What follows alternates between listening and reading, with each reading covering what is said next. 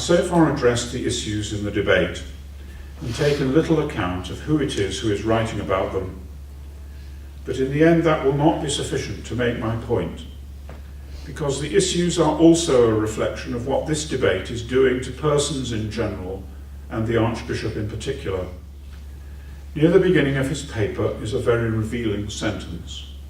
Quote, "There are 2 points which I believe need to be reiterated and thought through further, and it seems to fall to the Archbishop of Canterbury to try and articulate them." Why does it seem to fall in that direction? If the 2 points he wishes to make are true, and I have sought to suggest they need serious criticism, then couldn't anybody be making them?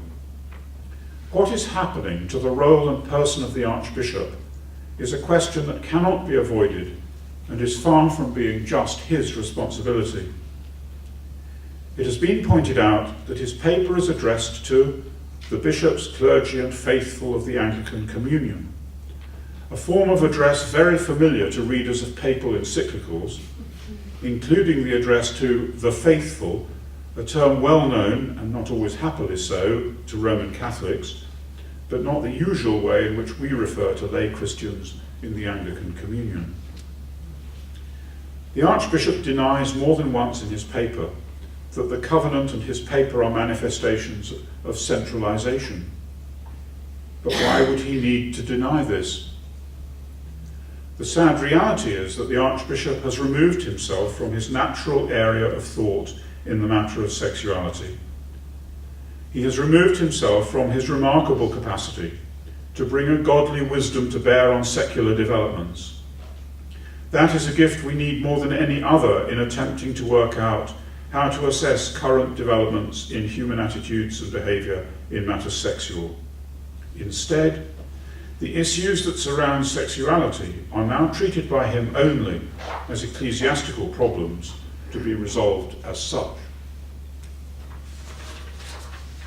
I have never held the view that because an Archbishop of Canterbury was chosen who had what were thought of as liberal views on sexuality and had been instrumental in setting up the Institute for the Study of Christianity and Sexuality, we were therefore on the brink of winning the argument for a change of approach. Nobody in their right mind would project onto the Archbishop that kind of expectation. But I did hope that his giftedness in connecting with people and issues out of a deep and prayerful theological mind might assist all of us, whichever side we were on, to move to a larger perception of this complex reality, and that from that movement might eventually come a new paradigm of thinking which would change us all, and hopefully unite us all in ways we cannot now see, and would certainly help us to find ways of speaking that do not cause so much hurt to those over whose bodies and lives we are arguing. Instead, out of the pressures of others and his own choice, has come a near total abrogation of any attempt to help us to think freshly about sexuality, in the way that he assists us remarkably to think freshly about criminal justice, climate change, financial crises, and an incredibly wide range of other issues. Instead, when it comes to sexuality, he has taken on an exclusive concern with finding ecclesio-political solutions to the current panic. Out of the systemic malaise we seem to inhabit has come an apparently overwhelming false consciousness, a place where the thoughts he thinks arise from the role that has been pressed upon him by others and which he has accepted, where self-preservation as a communion is our overriding concern, and where therefore we are deprived of his ministry of discernment about the issues in dispute. If that abrogation has been the result of overwhelming pressure, there's also an element of personal choice in it. In his book, Christ on Trial, whether with these divisive issues in his mind or not, Rowan Williams wrote, "I long for the Church to be more truly itself, and for me this involves changing its stance on war, sex, investment, and many other difficult matters." He continues, I believe in all conscience that my questions and my disagreements are all of God.